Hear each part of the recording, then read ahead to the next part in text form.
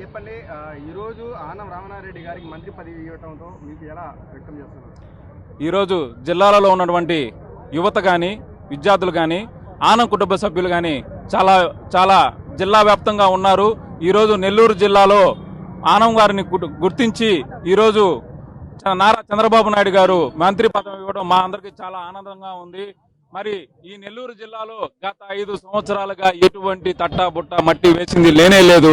కేంద్రం నుంచి ఏదైతే నిధులు వచ్చాయో ఆ నిధులను చూపించి మేమే ఈ నిధులను తెచ్చామని చెప్పి చెప్పుకొని పబ్బాలు కలుపుకున్న వాళ్ళు ఈరోజు నెల్లూరులో ఎలక్షన్ అయిపోయింది, కౌంటింగ్ అయిపోయింది నుంచి కడుగు పెట్టడానికి ఆలోచిస్తున్నారు. మరి రాబోయే రోజుల్లో నారాయణ స్క్వేర్ అంటే నారాయణ గారు, పొంగూరు నారాయణ గారు, అదేవిధంగా ఆనం రామనారాయణ గారు ఇద్దరు కలిసి ఈ నెల్లూరు జిల్లాని ఏ విధంగా అభివృద్ధి చేస్తారో, అదేవిధంగా రాష్ట్రాన్ని ఏ విధంగా అభివృద్ధి చేస్తారో మీరందరికీ మేము చూపిస్తామని చెప్పి సందర్భంగా చెప్తున్నాం. మేము విమర్శలతో పోవటం లేదు, మేము అభివృద్ధితోనే వీళ్ళందరికీ సమాధానం చెప్తాం. ఈ గెలుపు వాళ్ళకు ఒక చంప పెట్టు అని చెప్పి నేను సభాముఖంగా తెలియపరచుకుంటాను. అనుభవం లేని రాజకీయ నాయకులకి మంత్రి పదవి గతంలో శాఖ గురించి ప్రెస్ మీట్ పెట్టడం తెలియని వాళ్ళకి శాఖలు జగన్మోహన్ రెడ్డి గారు కట్టబెట్టారు. ఈరోజు నియోజకవర్గంలో ఎమ్మెల్యేగా ఉన్నప్పటికీ కూడా వాళ్ళు ఎటువంటి చిన్న కార్యక్రమం కూడా అభివృద్ధి కార్యక్రమం చేయలేదు. దాన్ని గుర్తుపెట్టుకున్నారు. దానికి ముందున్నటువంటి 5 ఏళ్లలో రామనారాయణ గారు 100 పడుకుల ఆసుపత్రి తీసుకుని వచ్చారు. అదేవిధంగా ఎన్నో రోడ్లు నెల్లూరు నుంచి ఆత్మకూరు పోయేదానికి రోడ్లు పోతే సగం దావులోనే బుచ్చిరెడ్డి మండలంలోనే ప్రసరం అయ్యే పరిస్థితులు మనం అందరం చూసాం. మరి అవన్నీ పోయి ఈరోజు మనం ఆత్మకూరు పోవాలంటే 30 నిమిషాల్లో ఆత్మకూరుకి వెళ్ళిపోతున్నాం. ఇవన్నీ గమనించిన ఆత్మకూరు వ్యాసులు ఈరోజు రామనారాయణ గారికి ఎప్పుడు వచ్చారనేది కాదనయా, బుల్లెట్ దిగిందా లేదని ఒక మాజీ మంత్రి మాట్లాడాడు. అదే మంత్రికి ఇదే సభాముఖంగా మేము సమాధానం చెప్తున్నాం అని చెప్పి తెలియపరచుకుంటున్నాం. ఈ రోజు నారాయణ గారికి అలానే ఆనం రామనారాయణ రెడ్డి గారికి ఈ రోజు మంత్రి పదవి ఇవ్వడంతో మీరు ఎలా వ్యక్తం చేస్తున్నారు? నారాయణ గారికి మంత్రి పదవి రావడం చాలా సంతోషకరమైన విషయం. అదేవిధంగా సీనియర్ అయిన రామనారాయణ గారికి కూడా మంత్రి పదవి రావడం సంతోషకరమైన విషయం. ఏదైతే 2014-19 కాలంలో జరిగినటువంటి అండర్ గ్రౌండ్ డ్రైనేజ్ కానీ, వాటర్ సప్లై స్కీమ్ కానీ, ఇంకా అనేకమైనటువంటి పనులన్నీ కూడా వాటిలో పూర్తి కాలేదు. వాటిని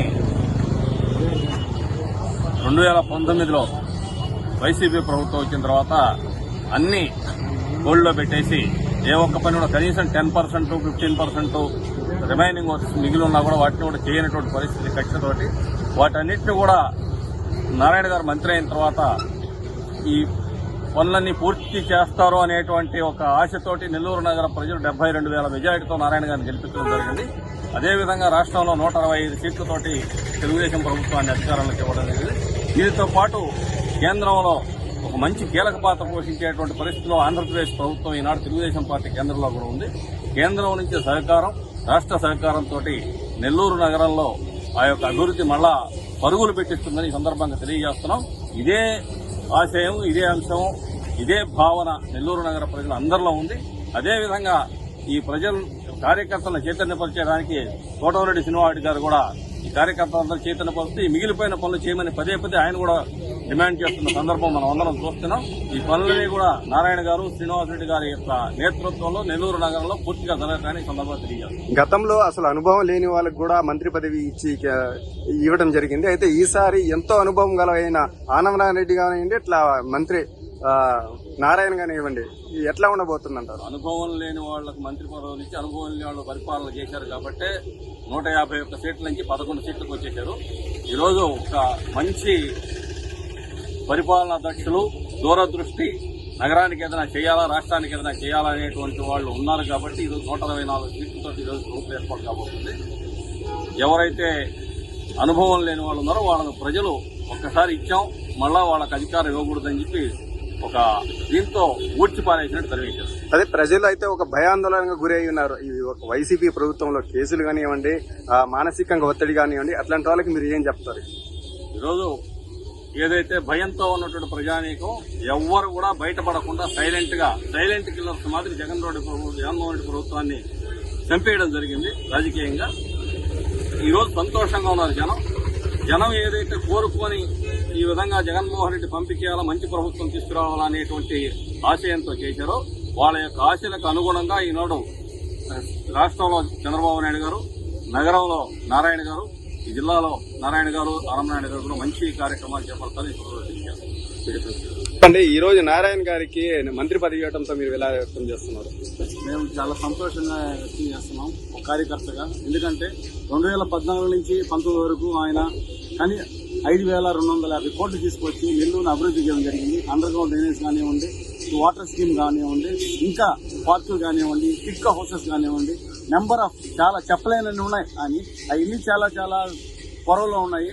మళ్ళీ భగవంతుడి వల్ల మా గవర్నమెంట్ వచ్చింది, ప్రజలు ముక్కుమ్మడిగా వేశారు. ఆ గవర్నమెంట్ వద్దు, మళ్ళీ తెలుగుదేశం గవర్నమెంట్ కావాలి, మళ్ళీ చంద్రబాబు కావాలి, చంద్రబాబు వస్తేనే మన ఆంధ్రప్రదేశ్ బాగుపడుతుందని ఒక కాన్సెప్ట్ తో ఓట్లు వేయడం జరిగింది. అందుకని మళ్ళీ నారాయణ గారికి, రామనారాయణ గారికి, మా జిల్లాకి 2 మంత్రి పదవి చేయడం చాలా సంతోషంగా ఉంది. ఎందుకంటే ఒక నెల్లూరు వాళ్ళంగా మేము గర్వపడుతున్నాం. ఎందుకంటే ఇద్దరు మంత్రులు బాగా ఈయన ఆనం అంటే బ్రాండ్ నెల్లూరు అందరూ తెలిసిందే. 10 రోజులంతా వాళ్ళు 20 సంవత్సరాలు పరిపాలించింది. నెక్స్ట్ పొంగు నారాయణ గారు వచ్చారు. ఆయనకు 2014-2019 నుంచి మంత్రిగా ఉండి, మున్సిపల్ శాఖ మంత్రిగా ఉండి చాలా బాగా డెవలప్ చేశాడు. అదే ఆశిస్తున్నాం. అప్పుడు అదే వాళ్ళు ఎప్పుడైతే వైనాడు 175 వైనాడు కుప్పం అన్నారు, నాశనం అయిపోయారు. ఎప్పుడైతే చిక్కలో అందరూ వైనాడు 175 అని ఒక పక్కన వాళ్ళు పోటీ చేసి ఎవరో గెలుస్తారు, గెలవకుండా ఉండరు. వైనాడు ఇంకొంచెం తక్కువ పోయింది. అసలు టీడీపీ వైనాడు 175 పోయింది, కొంచెంలో తప్పింది అంతే. జస్ట్ లో మిస్ అయింది. సింగర్ డిసీజ్ కాదు, అసలు వైనాడు 175 తెలియజేస్తాను.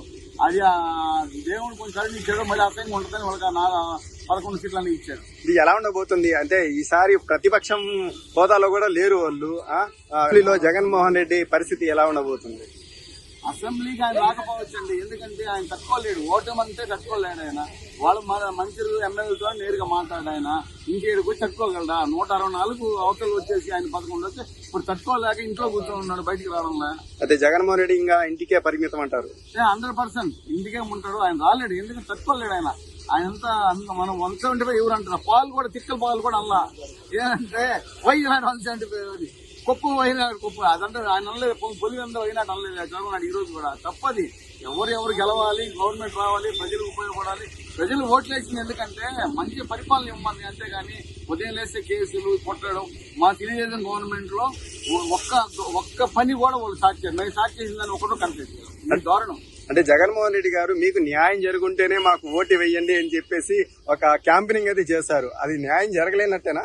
100% అండి. ఇది ప్రజా విజయం. ఇది నాయకుల విజయం కాదు, ప్రజా విజయం. ప్రజలు వేశారంటే వద్దనుకుని చీ కొట్టే వేశారు ఓటు. అందుకే ఆయనే చెప్పాడు. పాపం ఆయన చేస్తుంటే ఎందుకు చేయ లేకుండా ఇవ్వద్దని ఆయనే చెప్పాడు. దానికి మనం ఏం చేస్తాం? ఆయనే వద్దన్నాడు, అది ఇంటికి పంపించేశారు. సో 164 వచ్చాయి కదా, అదే సంక్షేమ పథకాలు వాళ్ళకి అందలేదనే కదా? 100% వాళ్ళు అందినా అందుకుపోయినా కొంచెం డెవలప్మెంట్ లేదు. అఫ్ కోర్స్ సంక్షేమం కొంతవరకు ఇచ్చింది వాస్తవమే, దాని కూడా ఒప్పుకోవాల్సిందే. కానీ డెవలప్మెంట్ లేదు. రెండు కళ్ళు చూసుకోవాలి. ఒక కన్నే ఉంటుంది, ఇంకొక కన్ను సంగతి ఏంటి? ఆ విధంగా ఏంటంటే డెవలప్మెంట్ లేదు, విజన్ లేదు. ఒక నాయకుడు కావాలంటే విజన్ ఉండాలి. విజన్ నథింగ్ అక్కడ. ఓన్లీ స్విచ్ ఎత్తుకుంటే ఎవరండి? ఎవరికి ఇచ్చేలా స్విచ్ వస్తున్నారు? అప్పులు తీసుకొని స్విచ్ వస్తే ఎవరు వస్తారా? డెవలప్మెంట్ చేయాలి కదా. డెవలప్మెంట్ లేకే జనాలు తిరస్కరించారు ఆయన. Thank you.